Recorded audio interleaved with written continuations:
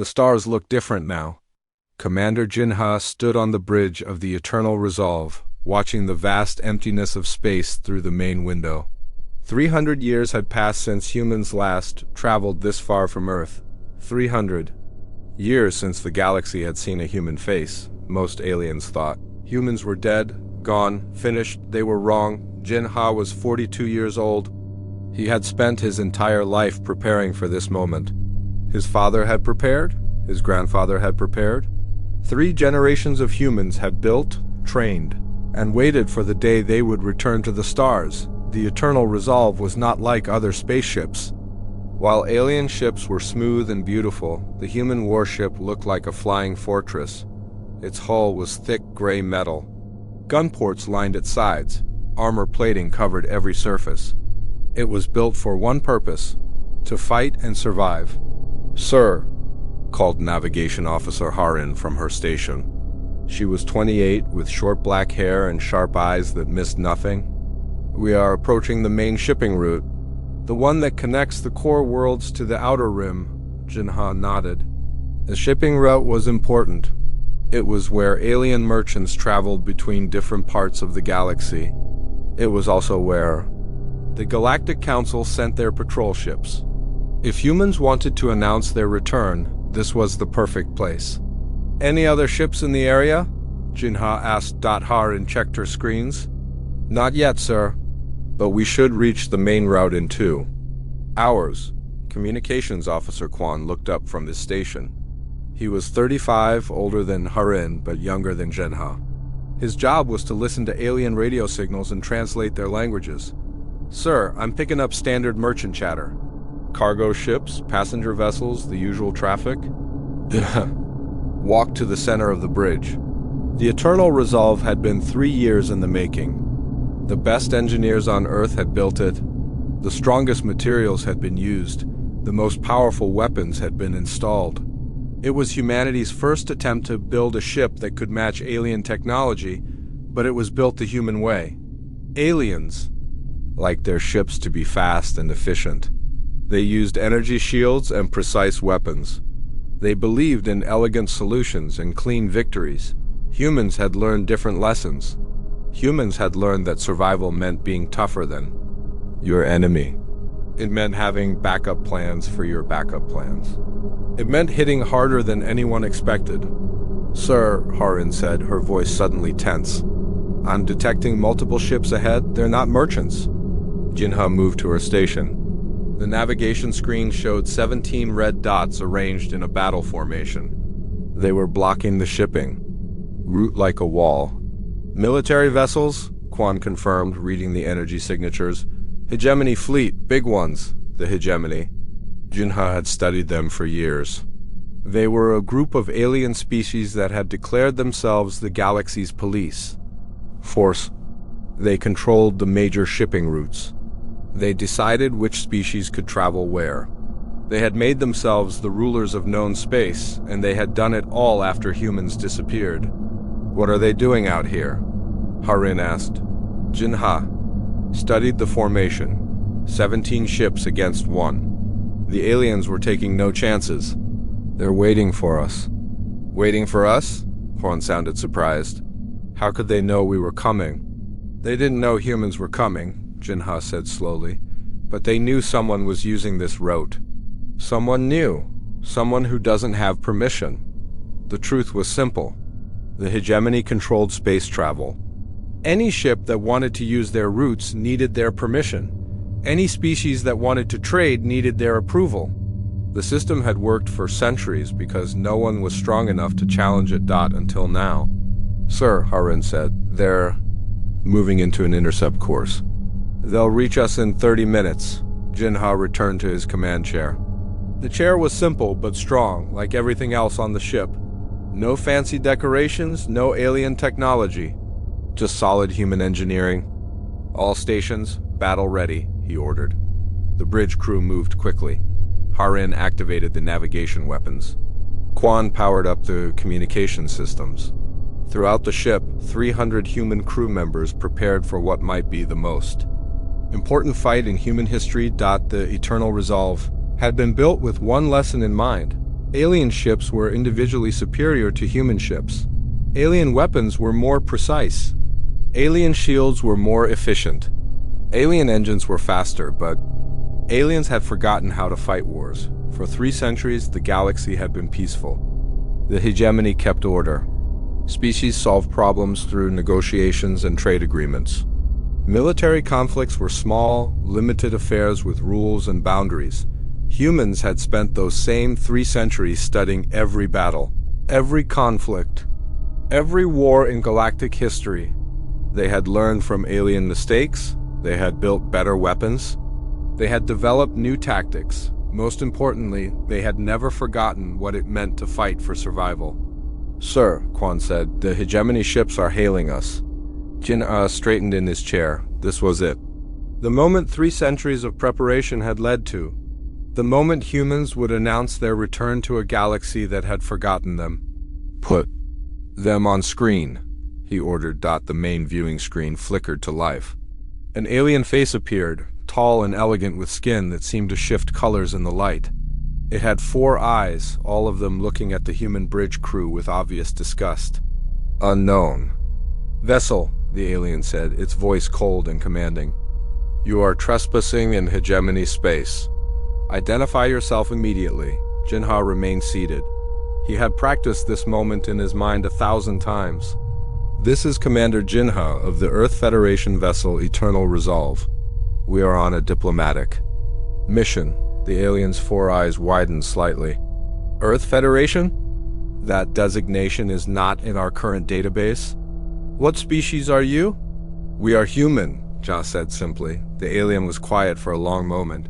Then it began to laugh. The sound was like breaking glass, sharp and unpleasant. "Human," the alien repeated, "the primitive species from the small blue world. You are supposed to be extinct." "We are not extinct," Jin-Ha replied. "We are here." The alien's laughter stopped. Its 4 eyes focused on Jin-Ha with new attention. "I am Fleet Admiral Veltar of the Hegemony. If you are truly human, then you are even more pathetic than the old records suggested. Your species was removed from galactic society for good reason." Jin-Ha felt his jaw tighten, but his voice remained calm. "We request passage through this shipping route. We have the right to travel freely, rights?" Veltar's voice became mocking. "You have no rights. You are primitives playing with technology you do not understand. You will surrender your vessel immediately, or we will destroy it." The threat hung in the air like a blade. 17 alien warships against 1 human vessel. Any reasonable commander would surrender. Any logical species would negotiate, but humans had never been reasonable. And they had learned that logic was often the enemy of survival. Jin-Ha looked at Harin and Quan. Both of them met his gaze steadily. They were ready. "Admiral Veltar," Jin-Ha said, his voice carrying across the bridge and into space. "You have made one mistake. You assume we are the same species that left the galaxy 3 centuries ago." He stood up slowly, his eyes never leaving the alien commander. "We are not." Fleet Admiral Veltar's 4 eyes narrowed as he stared at the human commander on his screen. The alien's skin shifted from silver to deep purple, a sign of anger in his species. Around him, the bridge of his flagship Destiny's Edge hummed with advanced technology that most species could only dream of. "Not the same species?" Veltar repeated, his voice dripping with scorn. "You are still the same weak, violent primitives who nearly destroyed your own planet with atomic weapons.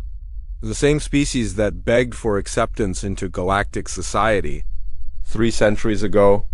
Jin-Ha remained standing, his hands clasped behind his back. On the bridge of the Eternal Resolve, every crew member was at their station, ready for battle. The human ship hung in space like a predator waiting to strike. "You are correct about one thing," Jin-Ha said calmly. "We are still human, but we learned from our mistakes. We grew stronger. We prepared." Veltar's laugh was like the sound of crystal breaking. "Prepared? For what? To embarrass yourselves in front of the galaxy again? Your species was a joke 3 centuries ago. You are an even bigger joke now." Behind Veltar, other alien officers worked at their stations. Their ships were marvels of engineering. Crystalline hulls that bent light around them. Weapons that could cut through solid matter with precision. Shields that could deflect almost any attack. The hegemony fleet had 17 ships. Each one was 3 times the size of the human vessel. Each one carried enough firepower to destroy a small moon. Each one was operated by a species that had mastered space travel while humans were still learning to make fire. "Sir," Haran whispered to Jinha, "they're moving into attack formation. Energy readings are climbing." Jinha nodded but kept his eyes on the alien commander. "Admiral Valtar, I want to offer you some advice.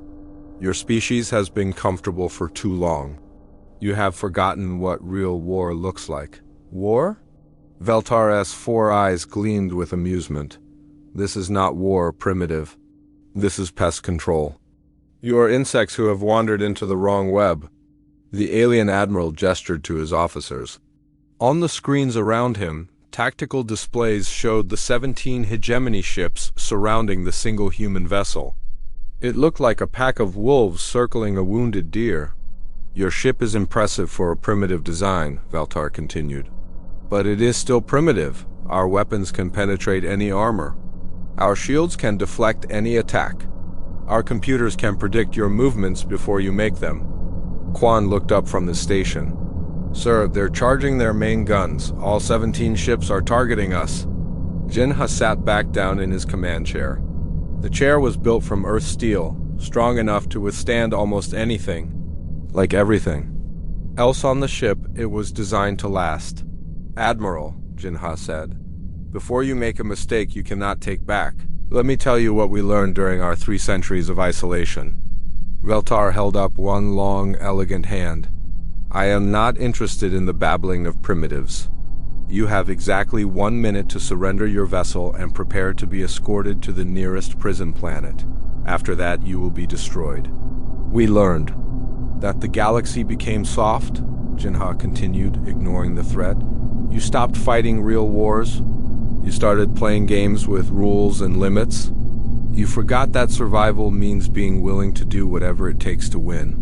The alien admiral's skin shifted to a darker purple.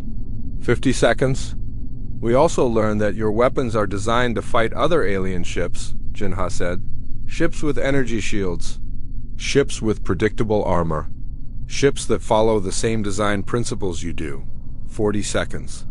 "But our ship is not like your ships," Jinha said. "Our weapons are not like your weapons. Our tactics are not like your tactics." Valtar leaned forward in his chair. 30 seconds. "I grow tired of this conversation." Jinha looked at Haran and Quan. Both of them were ready. Throughout the ship, 300 human crew members waited for the order that would change galactic history. "Admiral Valtar," Jinha said, "you asked what we learned during our isolation. We learned that there are 2 kinds of species in the galaxy. Those who fight to win and those who fight to survive. 20 seconds. You fight to win. Clean victories. Minimal losses, rules of engagement, honor codes. 10 seconds. We fight to survive. No rules, no limits, no mercy." Valtar's 4 eyes blazed with anger. "Time is up, primitive. You have chosen death over surrender. So be it." The alien admiral raised his hand to give the order to fire. Around the human ship, 17 of the most advanced warships in the galaxy powered up their weapons. Energy readings climbed to levels that could crack planets. "All ships," Valtar commanded, "open fire. Destroy the human vessel." The space around the Eternal Resolve erupted in light. Plasma beams, particle cannons, and quantum torpedoes struck the human ship from all directions. The energy release was so intense that it created its own aurora in the vacuum of space. For a moment, the human ship disappeared inside a ball of pure destruction. No ship had ever survived such an attack. No species had ever built armor strong enough to withstand the combined firepower of a hegemony fleet. On the bridge of the Destiny's Edge, Valtar watched the light show with satisfaction. Another primitive species had been taught their place in the galaxy. Another threat to hegemony order had been eliminated. "Scan for debris," he ordered his officers. I want proof that the human ship was destroyed. But as the light faded, something impossible appeared on the tactical screens. The Eternal Resolve was still there, still intact, still functional. Impossible, Veltar whispered. The human ship's hull was blackened and scarred, but it had not broken. Systems that should have failed were still operating. Weapons that should have been destroyed were still online. Sir, one of Veltar's officers called out, the human vessel is hailing us. Jinha's face appeared on the screen again. His ship's bridge was filled with smoke, but he was still sitting calmly in his command chair. Haran and Quan were still at their stations, still ready for battle. Admiral, Jinha said, thank you for the demonstration. Now let me show you what 3 centuries of human engineering can do. Veltar's 4 eyes widened in shock. How did you survive? Our weapons should have vaporized your ship? Your weapons are designed to fight energy shields, Jinha replied. We do not use energy shields. We use something older. Something simpler, something that works. What? Veltar demanded. Jinha smiled for the first time since the conversation began. It was not a pleasant smile. It was the smile of a predator who had been playing with his prey. Armor, he said. Lots and lots of armor. The alien admiral stared at the human commander in disbelief. Armor? Physical armor? That is primitive technology. It should not work against our weapons. It works when it is built the right way. Jinha said, when it is layered correctly, when it is made from the right materials, when it is designed by people who understand that sometimes the old ways are the best ways. Veltar's skin began to shift from purple to a pale yellow. In his species, yellow meant fear. But armor is not our only advantage, Jinha continued. We also have better weapons. Weapons designed to fight ships like yours. Weapons that your shields cannot stop. Impossible, Veltar repeated. Our shields are impenetrable. Our technology is centuries ahead of yours. Your technology is centuries ahead of what we had 3 centuries ago, Jinha corrected. But we did not stay the same. We learned, we improved, we adapted. The human commander leaned forward in his chair. Admiral. Veltar, you are about to learn why the galaxy should have remembered our name. On the bridge of the Eternal Resolve, Jinha turned to his crew. All weapons, prepare to fire. Show them what humans can do. The Hegemony fleet had just learned that their prey was not as helpless as they had believed. Now they were about to learn that they had become the hunted. The silence in space was broken by the sound of the Eternal Resolve's weapon systems coming online. Deep within the human ship, massive generators hummed to life. Gun ports opened along the hull like hungry mouths. Systems that had been built in secret for 3 centuries were finally ready to be used.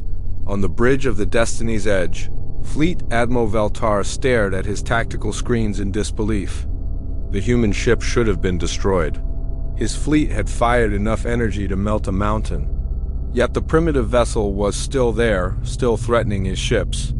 Sir, one of his officers called out, the human vessel is charging weapons. Energy readings are ... unusual. Veltar's 4 eyes focused on the data. The human ship was not using the same type of weapons as other galactic civilizations. There were no elegant energy beams or sophisticated particle cannons. Instead, the readings showed something crude and primitive. Kinetic weapons? Veltar said in amazement. They are using kinetic weapons? Metal projectiles? That is technology from the Stone Age of space warfare. But even as he spoke, Veltar felt a chill of fear. The energy readings were wrong. Kinetic weapons should not require so much power. They should not produce such massive energy signatures. On the Eternal Resolve, Jinha stood at the center of his bridge. Around him, his crew worked with smooth efficiency. These were people who had trained their entire lives for this moment. People whose families had prepared for 3 centuries to return to the stars. Weapons status, Jinha called out. Railguns charged and ready, Harin reported from her station. Plasma cannons at full power. Hellstone missiles loaded and targeting. Locked enemy positions? 17 ships in standard attack formation, Quan answered. They are maintaining distance, probably trying to understand how we survived their attack. Jinha nodded. The aliens had made their first mistake by assuming human technology was primitive. Now they were about to make their second mistake by giving humans time to strike back. Sir, Harin said, the enemy ships are moving. They are trying to spread out, make themselves harder to target. Jinha watched the tactical display. The hegemony. Ships were elegant and graceful, moving through space like dancers. Their formations were textbook perfect. Their spacing was mathematically precise. Their tactics were exactly what any military academy in the galaxy would teach, and that was exactly why they were going to lose. Target the flagship first, Jinha ordered. Then the heavy cruisers, leave the smaller ships for last. Sir, Quan said, they are hailing us again. Put him on screen. Veltar's face appeared, but he looked different now. The arrogance was still there, but it was mixed with confusion and the first hints of fear. Human commander, Veltar said, your ships. Survival was impressive, but you are still outnumbered 17-1. Surrender now, and I will allow your crew to live as prisoners. Jinha smiled. It was the same cold smile he had shown before. Admiral, you still do not understand. This is not about numbers. This is about evolution? Evolution? Veltar's skin shifted to a confused gray color. Your species evolved to be elegant and efficient, Jinha explained. You build beautiful ships and sophisticated weapons. You fight clean wars with minimal casualties. You believe in honor and fair play. Jinha's smile grew wider. Humans evolved differently. We evolved to survive. We learned that fair fights are for species that can afford to lose. We learned that the most important rule in warfare is that there are no rules. Veltar's four eyes narrowed. You speak of survival, but you are about to die. My fleet will destroy you. Your fleet will try, Jinha replied. But you made one critical error in your calculations. What error? Jinha turned to his crew. Fire all weapons, full spread. Show them what human warfare looks like. The eternal resolve unleashed hell. The first weapons to fire were the railguns. These were not the simple kinetic weapons that Veltar had expected. These were magnetic accelerators that could fire tungsten rods at 30% the speed of light. The rods were small, no bigger than a human fist, but they carried the kinetic energy of nuclear bombs. The nearest hegemony ship, a heavy cruiser called Galactic Pride, was struck by 3 rods simultaneously. The alien vessel's shields flared to life, designed to deflect energy weapons and absorb plasma blasts. But kinetic weapons were different. They did not spread their energy over a wide area. They concentrated all their force into a single point. The shields held for exactly 0.3 seconds. Then the tungsten rods punched through the energy barrier like bullets through paper. They tore through the alien ship's hull, through its internal compartments, through its engine core. The Galactic Pride exploded in a ball of fire that lit up the darkness of space. But the railguns were only the beginning. The plasma cannons fired next. These were not the precise, elegant weapons used by other civilizations. These were mining tools that had been turned into weapons of war. They fired streams of superheated gas that could melt through asteroid rock. When they hit the alien ships, they did not make small, precise holes. They created massive wounds that spread like infections through the enemy hulls. Finally, the Hellstorm. Missiles launched. These were the most terrifying weapons in the human arsenal. Each missile carried a nuclear warhead, but that was not their primary purpose. The nuclear explosion was just the delivery system for something much worse. Electromagnetic pulse generators that could fry every electronic system within a 50-kilometer radius. The first missile struck the Destiny's Edge, Veltar's flagship, survived the nuclear blast, protected by its heavy armor and energy shields. But the electromagnetic pulse was a different story.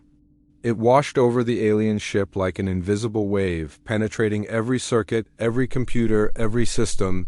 The lights went out, the engines died. The weapons fell silent. The Destiny's Edge became a dead hulk floating in space. All of this happened in 17 seconds, on the bridge of the Eternal Resolve. Jinha watched the tactical display with satisfaction. 5 hegemony ships had been destroyed completely. 6 more were crippled and powerless. The remaining 6 were fleeing at maximum speed, their elegant formations forgotten in their panic to escape. "Sir," Harin reported, "enemy fleet is scattered. Multiple ships destroyed or disabled. The survivors are retreating." "Casualties on our side?" Jinha asked. "Minor damage to outer hull plating. 1 plasma cannon overheated and needs replacement." "No crew injuries?" Jinha nodded. The Eternal Resolve had been built to absorb damage and keep fighting. The alien attack had been impressive, but it had not been enough to stop a ship designed by people who understood that war was not a game. "Sir," Quan said, "we are receiving emergency broadcasts from the surviving enemy ships. They are calling for immediate evacuation of this sector." Jinha stood and walked to the main viewing window. Outside, the debris of the hegemony fleet drifted through space like a monument to alien overconfidence. The ships that had been so proud and elegant were now twisted metal and cooling plasma. "Open a channel to the Destiny's Edge," Jinha ordered. The alien flagship was still alive, though barely. Its emergency power systems had restored minimal life support, but most of its systems remained offline. Veltara's face appeared on the screen, but he looked like a different person. The arrogance was gone, the superiority was gone. In its place was something that had not been seen in hegemony space for centuries: pure, animal fear. "How?" Veltar whispered. "How did you do this?" "Our ships are the most advanced in the galaxy. Our weapons are the most powerful. Our tactics are proven in hundreds of battles." Jinha looked at the broken alien commander with something that might have been pity. "Admiral, you fought hundreds of battles against civilized opponents. Opponents who followed rules. Opponents who believed in honor and fair play. Opponents who were trying to win." He paused, letting his words sink in. "You have never fought an opponent who was trying to survive. You have never fought humans." Veltar's 4 eyes filled with something that might have been understanding. "What are you going to do now? Will you destroy us completely?" Jinha considered the question. The smart military move would be to eliminate all witnesses, to make sure no one could report what had happened here. But that was not why humanity had returned. "To the stars. I am going to let you live," Jinha said. "You and your surviving crews will return to hegemony space. You will tell your leaders what happened here. You will tell them that humanity has returned." The alien admiral's skin shifted to a pale white. "They will not believe me." "They will? Say I'm lying or insane." "Then show them the recordings," Jinha replied. "Show them the wreckage. Show them what happens when someone mistakes human determination for primitive weakness." Jinha turned away from the screen, then looked back one more time. "Admiral Veltar, you asked what we learned during our 3 centuries of isolation? We learned that the galaxy had forgotten the most important lesson in the universe. Never underestimate the species that refuses to give up." The communication ended, leaving Veltar alone with his broken fleet and his shattered assumptions about human capability. In the distance, the Eternal Resolve began to move toward the main shipping route. Its mission only beginning, the galaxy was about to remember why humans had once been feared. The news spread through the galaxy like wildfire. At first, nobody believed it. A single human ship destroying an entire hegemony fleet? Impossible. The reports had to be wrong. The data had to be corrupted. Humans were primitives who had barely learned to leave their home planet, but the evidence was undeniable. 3 days after the battle, rescue ships arrived at the coordinates. They found the wreckage of 11 hegemony vessels floating in space. They found the Destiny's Edge and 5 other ships crippled but alive, their crews in shock. They found Admiral Veltar sitting in his command chair, staring at nothing, repeating the same words over and over. 17 seconds. It was over in 17 seconds. The recordings were even more shocking. The battle cameras on the surviving ships had captured everything. The human vessel taking the combined firepower of 17 ships and surviving. The devastating counterattack that turned proud warships into scrap metal. The cold voice of the human commander explaining why the galaxy had forgotten the most important lesson in the universe: Within a week, the recordings were playing on every news channel in known space. Military academies studied them. Government officials held emergency meetings. Species that had not thought about warfare in centuries began to wonder if their own fleets could survive against human technology, but the biggest shock came from the identity of the human ship itself. "The Eternal Resolve," said Minister Zendar of the Galactic Council, reading from a datapad in his elegant office on the capital world of Zentara Prime. "According to our records, this ship does not exist.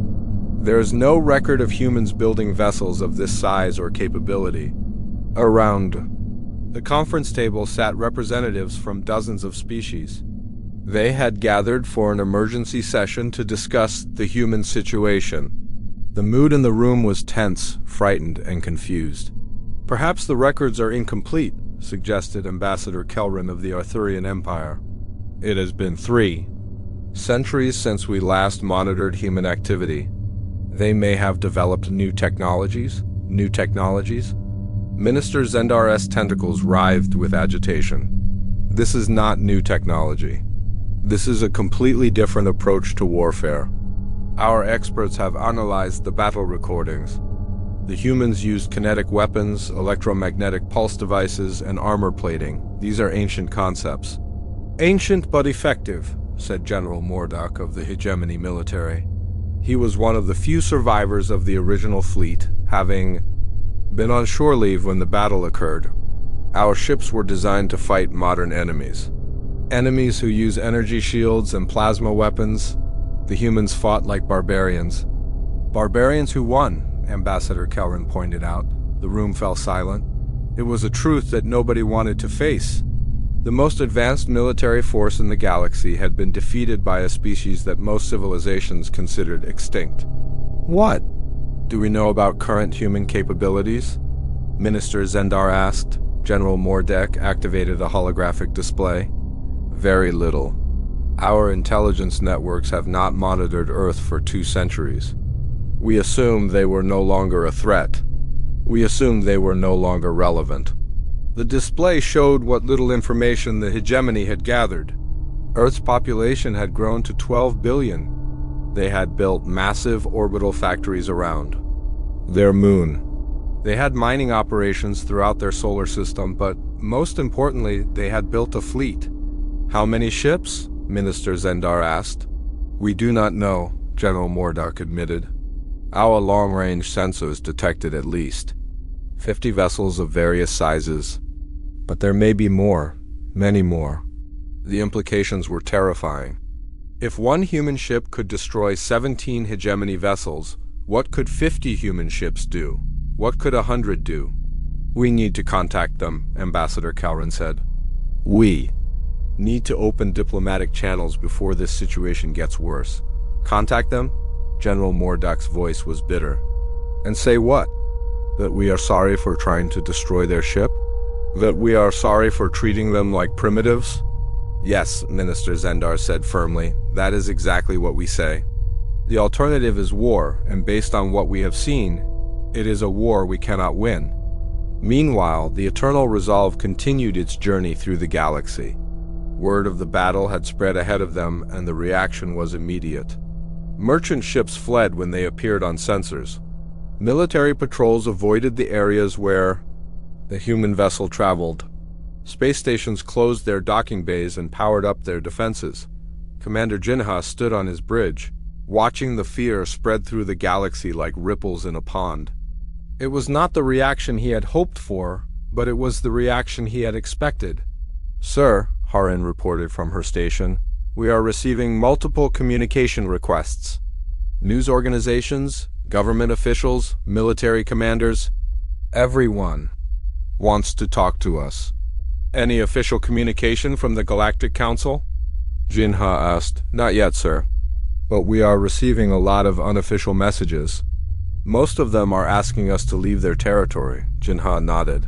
Fear was a powerful motivator, but it was not the emotion he wanted to inspire. Humans had not returned to the galaxy to be feared. They had returned to be respected. "Sir," Quan said, We are approaching the neutral zone, the area where independent traders and smaller species operate. The neutral zone was perfect for their purposes. It was outside hegemony control, but it was still an important part of galactic civilization. If humans could establish a presence there, they could begin to build relationships with species that were not part of the major power blocks. Any ships in the area? Jinha asked. Yes, sir. A trading station called Haven Point. It is operated by the Merchant Guild. They provide services to independent traders and small governments. Jinha smiled. The Merchant Guild was one of the few organizations that cared more about profit than politics. If humans could prove they were valuable trading partners, the guild would be willing to work with them. Set course for Haven Point, Jinha ordered, and send them a message.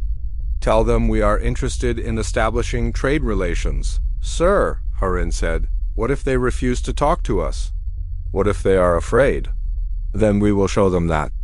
Humans are not just warriors, Jinha replied.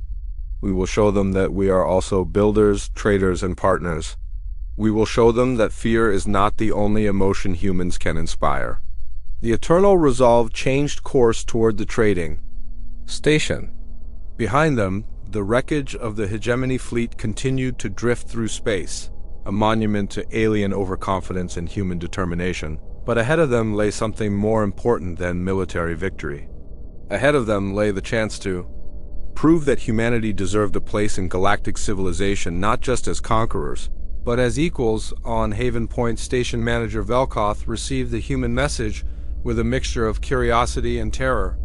He had seen the battle recordings like everyone else. He knew what the human ship was capable of. But he also knew that the Merchant Guild had survived for thousands of years by being practical rather than emotional. What do you think? Asked. His assistant, a young trader named Zix Ara, Velkoth studied the message again. The humans were requesting permission to dock.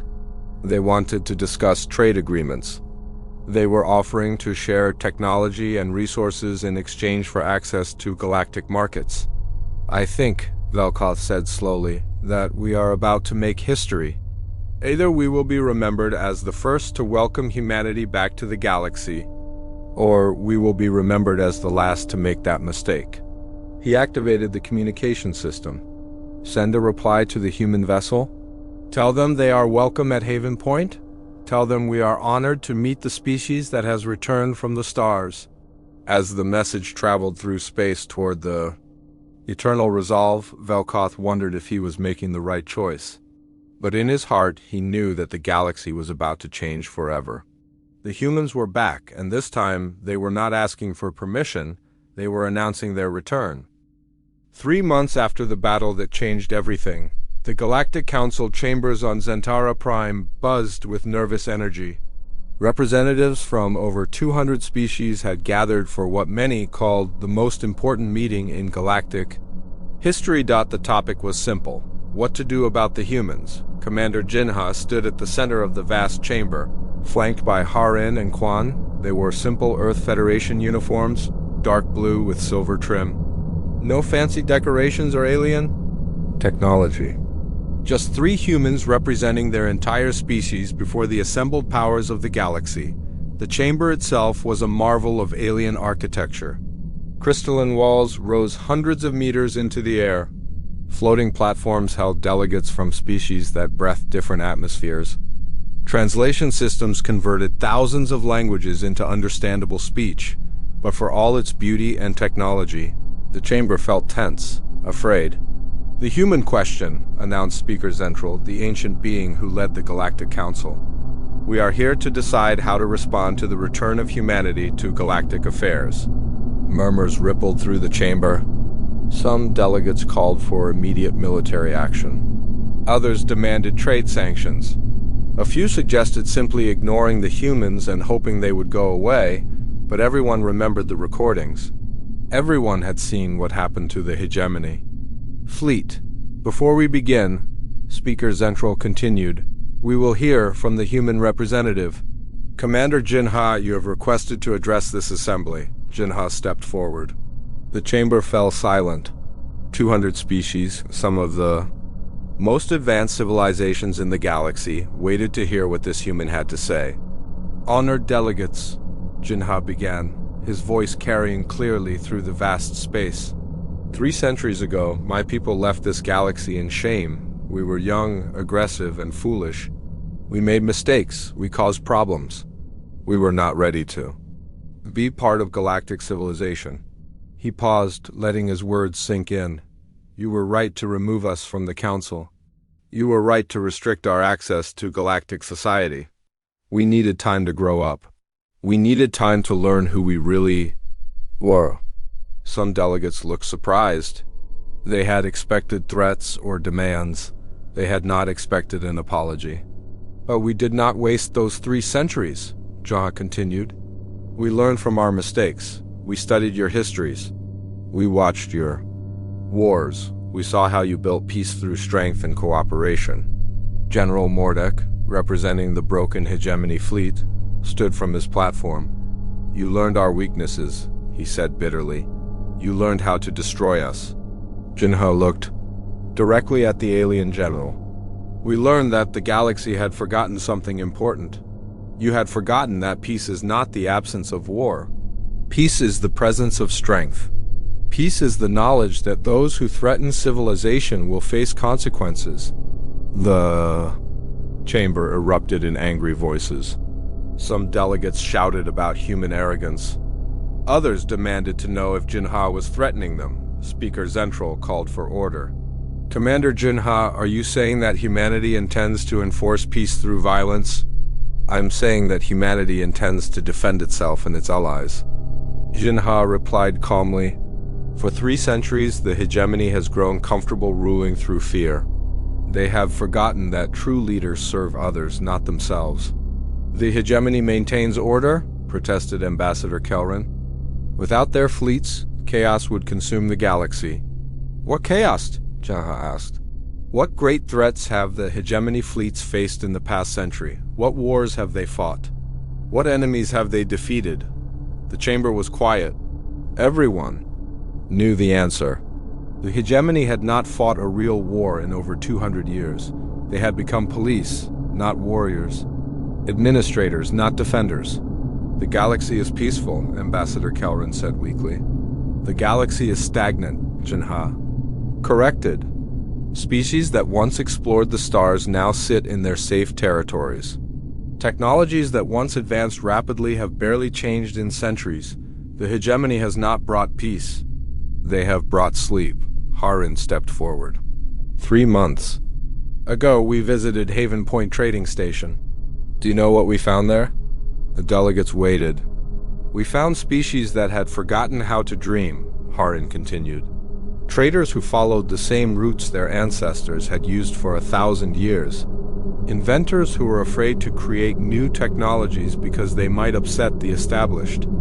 Order, children who had never seen a star that was not on an approved travel list. Quan joined them. We offered to share our technology. We offered to teach them new ways to build ships, to explore space, to reach for the impossible. Do you know what they said? Again, the delegates waited. They said they were not allowed to learn without hegemony approval. They said innovation was dangerous. They said it was safer to stay the same. Jinha spread his arms wide, addressing the entire chamber. This is what 3 centuries of hegemony rule has created. A galaxy that has forgotten how to grow. A civilization that has chosen safety over progress. Safety is not a weakness, General Mordek argued. Safety allows civilizations to flourish. Safety is important, Jinha agreed. But safety without growth is death. Safety without challenge is decay. Safety without the possibility of failure is not safety at all. It is prison. Speaker Zentral leaned forward on his platform. What do you propose, Commander Jinha? What does humanity want from this galaxy? Jinha took a deep breath. This was the moment 3 centuries of preparation had led to. The moment when humanity would either find its place among the stars or be cast out forever. We want what every species wants, Jinha said. We want to be free, free to explore, free to trade, free to make our own choices and face our own consequences. And if we refuse, asked Ambassador Kelran. Jinha's expression hardened. Then you will discover that humans are not the same species that left the galaxy 3 centuries ago. You will discover that we have learned patience, but we have not forgotten determination. You will discover that we would rather fight for freedom than accept comfortable slavery. The chamber erupted again. Some delegates called for immediate war. Others demanded negotiations. A few simply sat in stunned silence, but Speaker Zentral raised his hand for quiet. Commander Jinha, you speak of freedom and growth, but you also speak of consequences and strength. How do we know you will not become another hegemony? How do we know you will not impose your will on weaker species? Jinha smiled. It was not his cold, predatory smile from the battle. It was warmer, more human, because we remember what it feels like to be weak. We remember what it feels like to be dismissed and ignored. We remember what it feels like to be told that we are not good enough to sit at the same table as our betters. He looked around the chamber, meeting the eyes of delegates from dozens of species. We do not want to rule the galaxy, Jinha said. We want to save it. We want to wake it up. We want to remind it that the universe is vast and full of wonders, and that the only crime is to stop reaching for them. Speaker Zentral was quiet for a long moment. Then he spoke words that would echo through galactic history. The chair recognizes the Earth Federation as a sovereign power with full rights to galactic citizenship. The human question is closed. The human partnership begins. The chamber exploded in noise. Some delegates cheered. Others protested. Many simply sat in shock at what had just happened, but Jinha barely heard them. He was thinking about Earth, about the billions of humans who had waited 3 centuries for this moment. He was thinking about the ships being built in orbit around their moon. He was thinking about the children who would grow up knowing that the stars were not forbidden but welcoming. Harin touched his arm. Sir, we did it. We are back. Jinha nodded. We are back. But this is not the end of our story. This is the beginning. The galaxy is about to remember what it means to dream again. As the 3 humans left the chamber, delegates from across, the galaxy began to realize that their comfortable, predictable universe was about to change forever. Humanity had returned, and with them came something that had been missing for too long: the fire that drives a species to reach for the impossible, the determination that turns dreams into reality, the stubborn refusal to accept that anything is truly beyond their reach.